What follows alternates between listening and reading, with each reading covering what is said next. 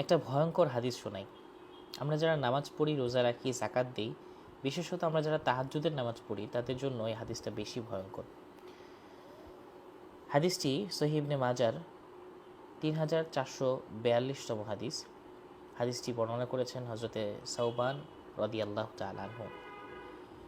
তিনি বলেন, রাসূলুল্লাহ সাল্লাল্লাহু আলাইহি ওয়াসাল্লাম ইরশাদ করেছেন, সাআলামুন্না আকওয়ামান মিন উম্মতি, আমি আমার উম্মতের মধ্যে এমন একটা শ্রেণীকে চিনি, ইয়াতুনা ইয়াউমাল কিয়ামাতি, যারা কিয়ামতের দিন হাজির হবে বিহাসানাতি আমসালি জিবাল, পাহাড় সমপরিমাণ আমলনামা নিয়ে।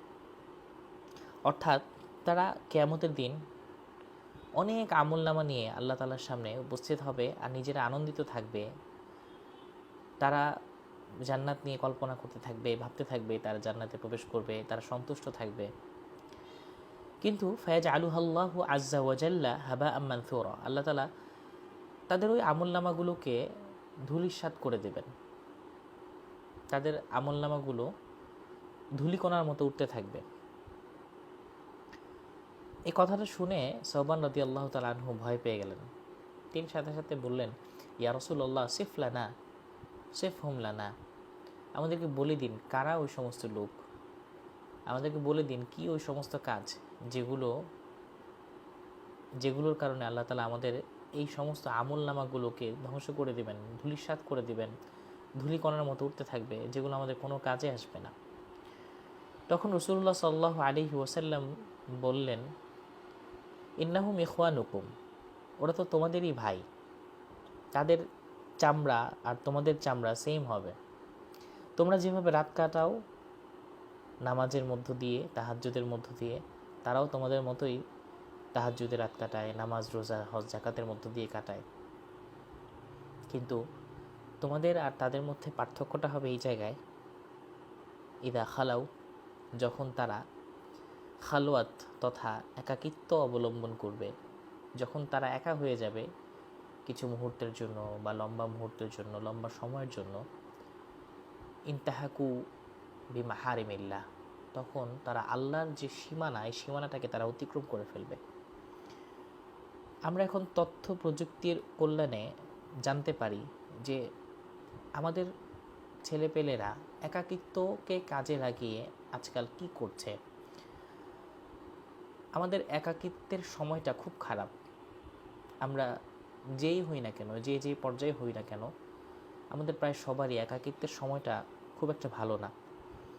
এই জন্য মেডিকেলিও যেমন বলা হয় যে একাকিত্বের সময় যত কম কাটানো যায় ততই স্বাস্থ্যের জন্য ভালো, ততই মন মানসিকতার জন্য ভালো। ঠিক তেমনিভাবে হাদিস থেকেও আমরা বুঝতে পারি যে আসলে এই চ্যালেঞ্জটা নেওয়াই উচিত না। হ্যাঁ, একাকিত্ব প্রয়োজন, একাকিত্বের মাধ্যমে আমি আল্লাহ তাআলাকে অর্জন করতে পারবো, কিন্তু সেটা যেন হয় নিয়ন্ত্রিত। আমি এমন একাকিত্ব অবলম্বন করব না যে একাকিত্বের একটা মুহূর্ত থাকবে আল্লাহ তাআলার সাথে, আরেকটা মুহূর্ত থাকবে আল্লাহর সীমানা অতিক্রম করে অন্য কোনো কিছুর সাথে। আমাদের হয় এমন অনেক ভাইয়ের কাছ থেকে শুনি যারা প্রায়ই বলতে থাকেন যে আমি নিয়মিত নামাজ পড়ি, আমি তাহাজ্জুদও পড়ি, কিন্তু আমার একাকিত্বের একটা সময় কেটে যায় অশ্লীল সব কাজের ভেতর দিয়ে। আল্লাহ তাআলা এই অশ্লীল সব কাজ, একাকিত্বের এই অশ্লীল কাজের বিনিময়ে বা শাস্তি হিসেবে আমাদের সব আমলগুলো, যেগুলো আমরা অনেক কষ্ট করে করি, সারাদিন কত আমল করি, আমরা কত নামাজ পড়ি, রাতের বেলা মাঝে মাঝে তাহাজ্জুদ পড়ি, মাঝে মাঝে একটু তেলাওয়াত করি, একটু উঠে একটু কান্নাকাটি করি, কিন্তু একাকিত্বের ওই সময়টা, যে সময়টায় আমি মনে করি আমাকে কেউ দেখছে না, একটু সময়ের জন্য যখন শয়তান আমাকে আক্রমণ করে বসে, তখন আমি কেন যেন উদাসীন হয়ে যাই।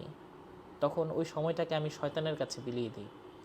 আমি আমার সম্পূর্ণ ক্ষমতা, আমার নিয়ন্ত্রণ সব কিছু যেন শয়তানের কাছে উৎসর্গ করে দিই।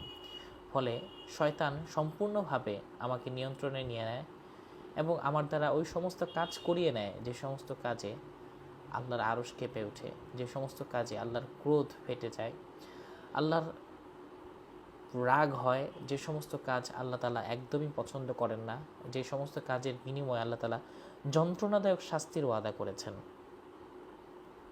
আমরা প্রায়ই শুনি আমাদের ওই সমস্ত ছেলে মেয়েদের কথা, যারা কিছুদিন পর পরই নানান সোশ্যাল মিডিয়ার নানানভাবে তারা ভাইরাল হচ্ছে, তাদের গোপন সব ভিডিও, তাদের গোপন সব কার্যকলাপের মাধ্যমে।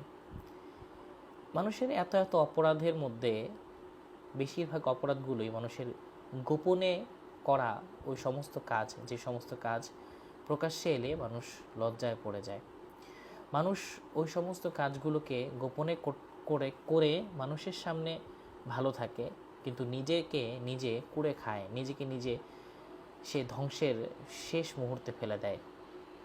লা তুলহিকু বিআইদিকুম ইলা তাহলুকা ওয়া আহসিনু, আল্লাহ তাআলা বলেছেন তুমি নিজ হাতে তোমার লাইফটাকে তুমি ধ্বংস করে দিও না। আমরা আমাদের একাকিত্বের ওই সময়টাকে আমরা নিজ হাতে মেরে ফেলছি। একাকিত্বের ওই সময়টা আমরা আমাদের নিজেদেরকে, আমাদের ভবিষ্যৎ প্রজন্মকে, আমাদের এই সমাজটাকে আমরা আমাদের নিজ হাতে ধ্বংস করে ফেলছি। এমন বহু মেসেজ আমরা পাই, যে সমস্ত মেসেজগুলোতে আমরা দেখতে পাই যে একটা ছেলে কিংবা একটা মেয়ে সে বুঝতে পারছে সে তার সঙ্গীর সাথে, তার সঙ্গিনী, অবৈধ সঙ্গী বা অবৈধ সঙ্গিনীর সাথে সে সুখে কাটাচ্ছে, রাত্রি যাপন করছে। সে বুঝতে পারছে যে এটা হারাম তার জন্য, এটা তার জন্য ঠিক না, কিন্তু সেখান থেকে সে বেরিয়ে আসতে পারছে না। সে প্রতিদিন 5 ওয়াক্ত নামাজ পড়ছে, কিন্তু তার খালওয়াত, তার একাকিত্ব সময়টা যে কত নিকৃষ্ট, কতটা খারাপ, কতটা বাজে, তখন যে সে কতটা হিংস্র হয়ে যায়।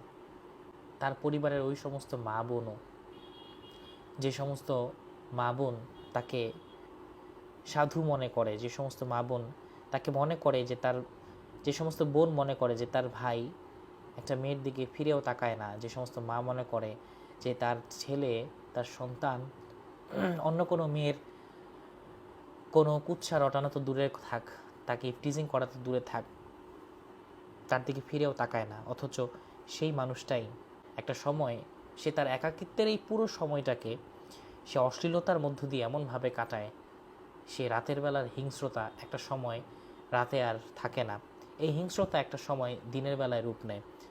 এরপর আমরা দেখতে পাই ধর্ষণ সহ নানান অপরাধ আমরা দেখতে পাই। তার মাধ্যমে বিভিন্ন উপায়ে তার বান্ধবীরা, তার মাধ্যমে হয়তো রুম ডেট বা এই টাইপের আরও নাম যেগুলো আমরা আমাদের সমাজে আজকে শুনে থাকি, খুবই বাজে বাজে কিছু টার্মস, এগুলোকে তারা ফলো করছে। তারা অশ্লীলতার অতল গহ্বরে পৌঁছে যাচ্ছে এবং তারা এটাকে সুখ মনে করছে, কিন্তু দিনের বেলায় তাদের চেয়ে ভালো বন্ধু, তাদের চেয়ে সহানুভূতিশীল বন্ধু, তাদের চেয়ে ভালো কোনো মানুষ, তাদের চেয়ে ধার্মিক কোনো মানুষই যেন হয় না।